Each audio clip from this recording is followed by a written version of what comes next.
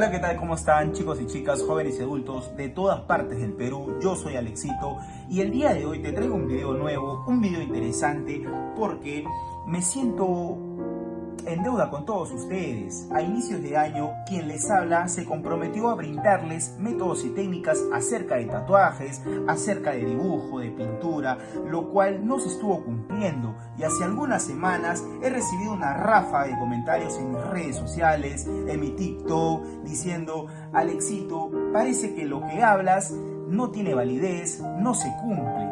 Y eso me hizo analizar, me hizo reflexionar, pensar que estaba mal, estaba súper mal lo que se estaba haciendo, lo que se estaba realizando en este canal.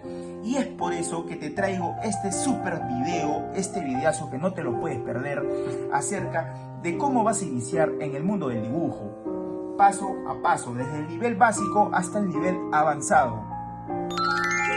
A continuación, mis queridos amigos, contamos con el boceto de la señorita en la laptop y en el papel.